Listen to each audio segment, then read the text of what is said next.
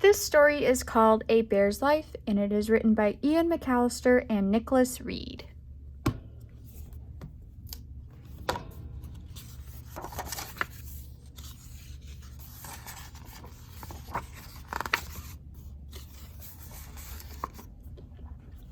It's late winter in the Great Bear Rainforest. Most bears are asleep, but not all.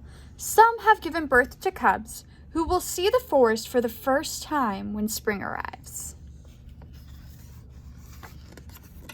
The forest has everything bears need to live a full, rich life, but it takes a long time for cubs to learn everything they need to know. Adult bears are perfectly at home in the rainforest.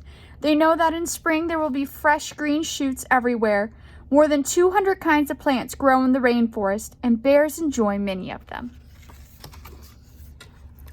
A big grizzly has no difficulty upending a log, and a mother grizzly won't think twice about defending her cubs. But if you leave grizzlies alone, they'll leave you alone too. They'd much rather curl up for a snooze. Cubs learn lessons from their mothers all the time, but sometimes all they want to do is play and let off steam, just like you. For young grizzlies, the Great Bear Rainforest is a place of wonder and surprise. They never know what they're going to see next. A deer? A wolf? An eagle? Maybe all three.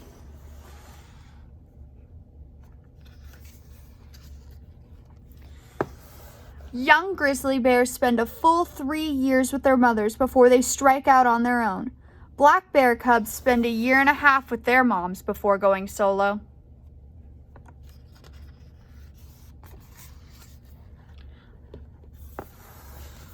All bear cubs have to pay close attention to their mothers when they're young, because if they don't, they won't know how to survive as adults.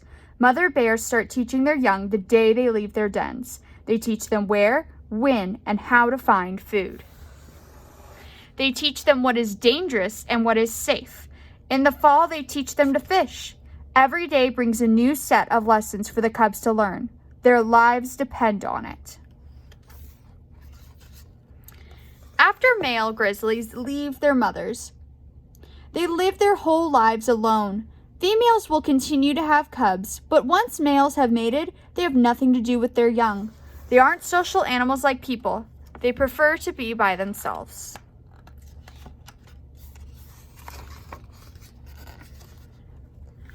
The Great Bear Rainforest's long, jagged coastline has many rivers and streams. Bears get some of their food from these streams, especially in the fall when the salmon return. So it isn't unusual to see a bear popping out of a pool soaking wet. The beach can be a banquet for bears. You just have to know how to get your paws on what's there. Have you ever tried eating a barnacle? Bet you haven't. But bears are so strong they can pry them off rocks as easily as we bite corn off a cob. Then they eat them like popcorn. They also move rocks around to set free small sea creatures like crabs and eels, all of which make tasty bear snacks.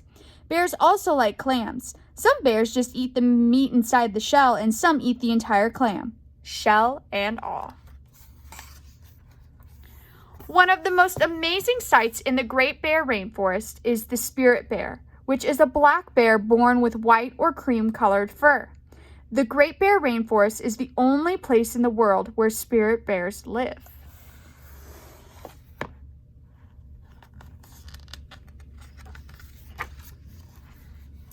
No one knows how many bears there are in the rainforest, but there could be thousands, and most of them are black. A black bear can have a white cub.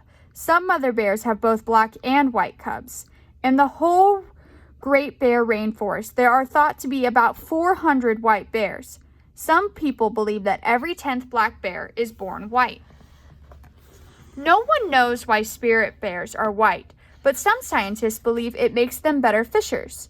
Salmon will notice a black bear against a gray sky and move quickly to get away from it, but a white bear against the same sky might appear invisible to the fish. Indigenous people say that Raven, the creator of the rainforest, flew among all the black bears and turned every 10th one white. This was done as a reminder of the Ice Age, which ended about 12,000 years ago. After turning the bears white, Raven promised they would be the best fishers on the coast and that they would live in peace and harmony with a forever green rainforest. Most people think bears are meat eaters, but except when they catch fish in the fall, they're mainly vegetarian. Bears love berries, and in the summer, the Great Bear Rainforest is full of them. Salmon berries, devil's club berries, elderberries, twin berries, huckleberries, blueberries, thimbleberries, salal berries, gooseberries, and saskatoons. Fall is salmon season. When 5 different kinds of salmon return to the rainforest streams and rivers to mate, lay eggs, and die. That is, if they manage to avoid the jaws, teeth, and bellies of thousands of hungry bears. All bears are expert fishers, but each bear has his or her own special style. Some plunge their heads into the water and grab the fish in their jaws. Others sit on the river's edge and scoop the fish up like ice cream. Some pin the salmon against the rocks with their long claws. Others jump on top of them and crush them between their elbows and stomach. Bears eat masses of salmon because they want to fatten themselves up for the long winter sleep ahead. A sleeping bear can consume up to 4,000 calories a day. That's like eating 10 fish burgers. Bears' stomachs are so full and heavy when fishing season is over that they drag on the ground like sacks of grain. In fact, bears get so big they can no longer lie flat to sleep. Instead, they have to dig holes in the ground to fit their huge stomachs.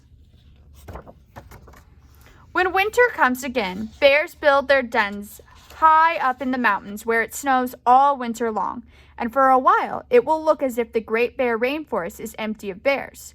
But now you know better. You know they're just having a long nap.